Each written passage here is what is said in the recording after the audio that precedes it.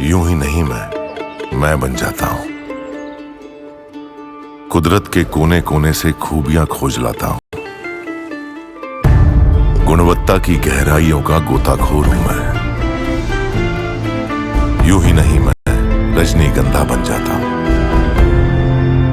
महाकुंभ पर सवाल उठा रहे थे, उन्हें आज यह समझना चाहिए कि उनके लिए भले ही महाकुंभ कुछ ना हो, लेकिन इस देश के असंख्य साधु संतों के लिए, सनातनियों के लिए उनकी जिंदगी का सबसे बड़ा पल था। अब जब महाकुंभ समापन की तरफ है, खत्म हो रहा है, तो साधु संत ही सबसे ज्यादा इमोशनल हो रहे हैं, रो पड़ रहे हैं। भाई साधु संत देखिए, नव भारत के कैमरे पे साधु संत रो पड़े, क्योंकि अब उन्हें अपनी मां गंगा से दूर जाना है। 45 दिन तक वो मां गंगा की छत्र छाया में रहे, उनके करीब रहे, लेकिन अब विदाई का वक्त आ गया है। ऐसे में साधु संत भावुक हो रहे हैं, उनकी आंखें नम हैं। जो लोग महाकुंभ को गाली दे रहे हैं, ये नहीं हुआ वो नहीं हुआ कर रहे हैं, वो इस इमोशन को नहीं समझ सकते बॉस। इसीलिए वो सनातन से कटे हुए हैं, क्योंकि उनके अंदर ये इमोशन नहीं है। एक बार देखिए कैसे लोग भावुक हो जा रहे हैं मां गंगा से बिछड़ने के नाम पर। फिर आगे की बात बताता हूं कि आज क्या क्या हुआ है। अंत में मां गंगा सब मिलने के लिए जाते हैं और बात से बड़े विदित हृदय से प्रार्थना करते हैं कि आपकी कृपा का प्रसाद प्राप्त करके, अब तक हम सब आपके चरणों में थे, आज आपसे विलग होने का समय हो रहा है। और वो स्थिति बहुत ही हम सब के लिए अशानीय पीड़ा की होती है, जैसे कोई संसार का व्यक्ति अपने स्वजनों से अलग होता है, या कह सकते हैं एक बेटी जैसे अपने पिता के घर से छोड़ के जाती है, उसके लिए तो बहुत कठिन समय होता है। वैसे साधकों के लिए मां गंगा का तट छोड़ के जाने के लिए बहुत विरह की स्थिति होती है। इसलिए इस समय हम सब कुछ भूल चुके होते हैं, मन में केवल एक बात होती है, फिर कब वो क्षण आएगा जब हम सब मां की गोद को वापस आएगी। इसलिए दरअसल महाकुंभ कोई सामान्य मेला नहीं है कि तंबू उखाड़ लिए मेला खत्म। यह आस्था का महापर्व है जो अपनी समाप्ति की तरफ है। इसलिए इसकी समाप्ति का भी एक अपना विधि विधान है। मकर संक्रांति से शुरू हुआ महाकुंभ 45 दिन तक चला और महाशिवरात्रि पर इसका समापन हुआ। ये 45 दिन वो वक्त होते हैं जब साधु संत अपनी सिद्धियों के लिए अनुष्ठान करते हैं। कोई वैदिक अनुष्ठान करता है, कोई तांत्रिक अनुष्ठान करता है। सब अपनी अपनी विधि से अपने अपने इष्ट को पूजते हैं, उन्हें संगम किनारे लेकर आते हैं। इस 45 दिन के समापन पर साधु संत विधि विधान से पूजा करते हैं, महादेव को पूजते हैं, मां भगवती की अर्चना करते हैं। अंत में वो मां गंगा से मिलने के लिए जाते हैं, उनसे विदाई लेते हैं। आप महाकुंभ की शक्ति को समझिए। इस आयोजन से आस्था की जो ऊर्जा निकली है, उससे लोग अपने आप महाकुंभ की तरफ खींचे चले आए। आप देखिए, हैदराबाद से एक श्रद्धालु अपने पुराने स्कूटर पर 4 दिन की यात्रा करके महाकुंभ पहुंचे। 4 दिन स्कूटर से, हैदराबाद से चल के महाकुंभ। यहां लोग दिल्ली से प्रयागराज गाड़ी से पहुंचने में 10 बार सोच रहे थे, भाई साहब स्कूटर पे चले आए। लेकिन जिनकी आस्था है वो अपना पुराना स्कूटर निकालकर हैदराबाद से बैठे प्रयागराज में उतरे। जबकि हैदराबाद से प्रयागराज की दूरी 1300 किलोमीटर से ज्यादा की है। एक दिन और देर कर देते तो महाकुंभ छूट जाता।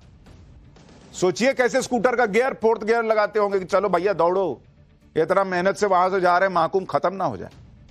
4 दिन की मेहनत बेकार हो जाती, लेकिन भाई साहब चले आए। स्कूटर पर प्रयागराज पहुंचने वाले इन श्रद्धालु को सुनिए, जो कह रहे हैं कि कोई दैवीय शक्ति उन्हें यहां खींच ले आई। प्रयागराज महाकुंभ में लोग अलग अलग जगहों से चल के आ रहे हैं, अलग अलग रंग देखने को मिल रहे हैं। हमारे साथ एक साहब भी हैं, the great Mahakumbh in 144 years, और अपने बजाज चेतक स्कूटर पे चल के आए हैं। From where you have come? I am coming from Hyderabad. So how you got inspiration to coming from Hyderabad on a scooter? It's God's gift, God's inspiration. That's how He asked me to come. I came. This is once in 144 years. It doesn't mean that it is so easy to make the arrangements for 55 crores people. It is too difficult, but Yogi did it well. Hyderabad से आए इन श्रद्धालुओं को आपने गौर से सुना, वो English में बात कर रहे थे, माथे पर बड़ा सा टीका लगाया हुआ था। और इस देश में कुछ लोग ऐसे हैं जो सोचते हैं कि सनातन को मानने वाले तो पिछड़े होते हैं, भक्ति में रमने वाले पढ़ लिख नहीं पाते, जबकि इंग्लिश बोलने वाले ज्यादा सेक्युलर होते हैं, ऐसा मानने वाले लोग भी। वो अपनी आस्था से दूर रहते हैं। लेकिन महाकुंभ ने इन सारी धारणाओं को तोड़ दिया। बड़े बड़े रिकॉर्ड तोड़ दिए।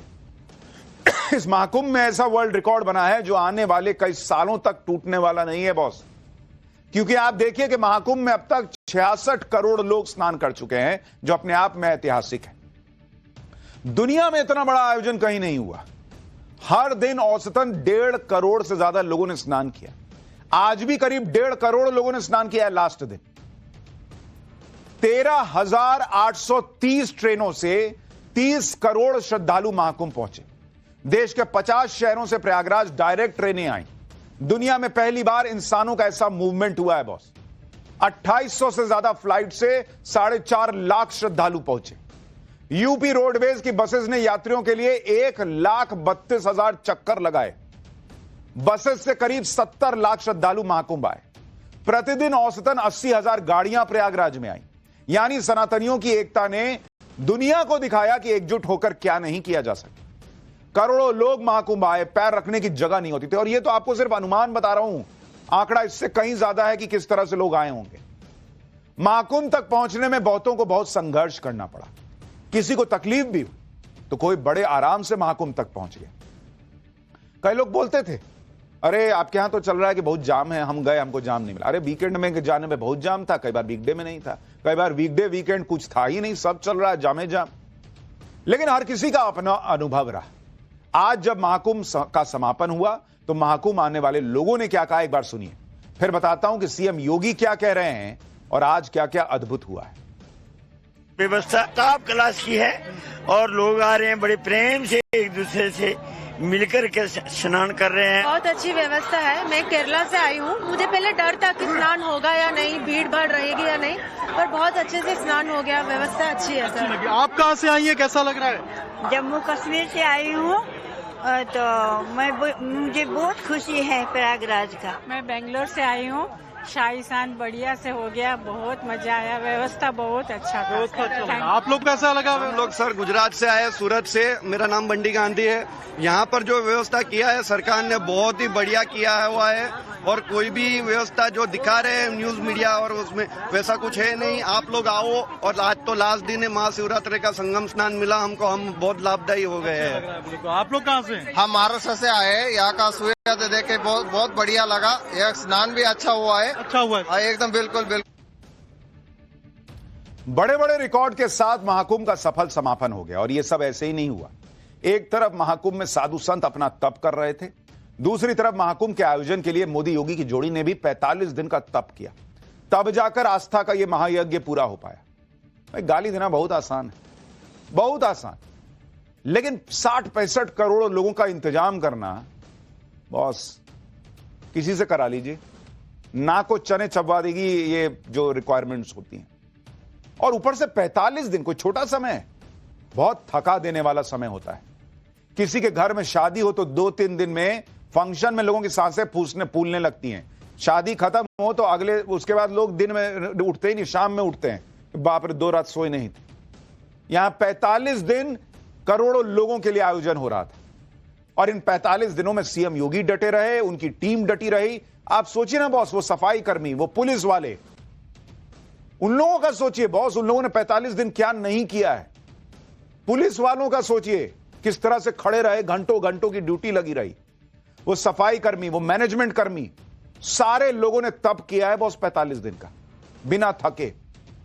बार बार ये लोग महाकुंभ गए, खुद एक एक व्यवस्था को सीएम योगी ने देखा। एक दिन अनहोनी हुई तो उससे निराश नहीं हुए, बल्कि इसे चैलेंज की तरह लिया और आगे कोई अप्रिय घटना न होने दी। आज आखिरी दिन भी सीएम योगी रिलैक्स के मूड में नहीं थे।